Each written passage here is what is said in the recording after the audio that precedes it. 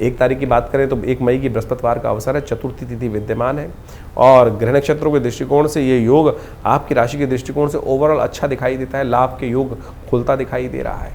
बस ध्यान ये रखना है कि महत्वपूर्ण कार्य, नए कार्यों में जो चलते हुए काम है उसमें तो चीज़ें आपकी पॉजिटिव रहेंगी, लेकिन नए कार्यों में हाथ डालना हो, नए प्रोजेक्ट पकड़ने हो तो 11 के बाद ही उसमें कार्य करने का प्रयास करें, तब तक भद्रा रहेगी।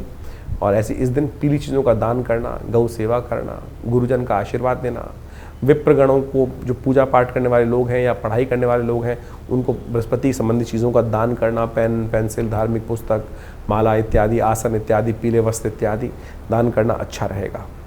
2 तारीख शुक्रवार का अवसर, पंचमी तिथि है इस दिन, आदि शंकराचार्य जी की जयंती है। ग्रह नक्षत्रों के दृष्टिकोण से योग आपकी राशि के दृष्टिकोण से लाभ का बना हुआ है।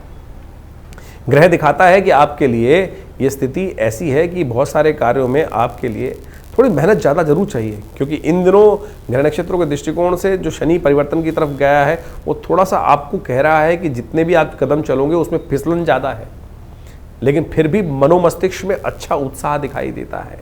यदि आपने मंगल को थोड़ी ताकत दे दी तो बहुत सुंदर रहेगा। तो ऐसे में हनुमान जी का स्तवन करें, बड़ा अच्छा रहेगा। आदि शंकराचार्य जी की जयंती है और आदि शंकराचार्य जी के लिए स्तवन करें। देखिए सुंदर केदारनाथ में उनका जो स्थान है, जो समाधि स्थल है, वो विशेष तौर पर अब बहुत जल्दी खुलने वाला है। जब जाएँ तो वहाँ अवश्य उनका दर्शन कर उस स्थान का जो प्रभाव है, जहाँ उन्होंने स्वयं साधना करी, बैठकर भगवान का सुंदर स्तवन किया, उस स्थान के प्रभाव को समझने का हम प्रयास करें।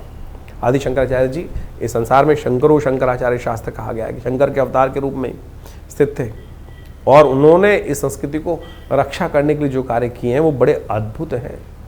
इस संसार के विभिन्न मतों में शंकराचार्य मत सबसे श्रेष्ठ माना जाता है और वो ऐसा मत है कि जिन्होंने एक महत्वपूर्ण परिवर्तन इस भारतीय संस्कृति में लाने का प्रयास किया।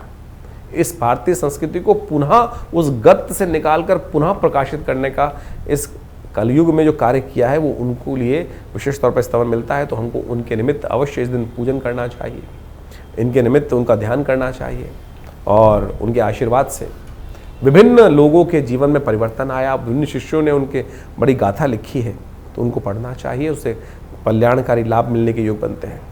3 तारीख शनिवार का अवसर, षष्ठी तिथि विद्यमान है और इस दिन ग्रह नक्षत्रों का महत्वपूर्ण परिवर्तन का योग आपके लिए बन रहा है।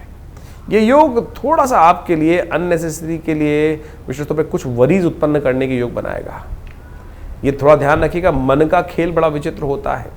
यदि मन के हारे हार है, मन के जीते जीत। देखिए ध्यान रखिएगा, आपके मन का जो चंद्रमा स्वामी जो है, मन का स्वामी है, वो आपकी राशि में 12वें भाव में मंगल के साथ विद्यमान हो गया है।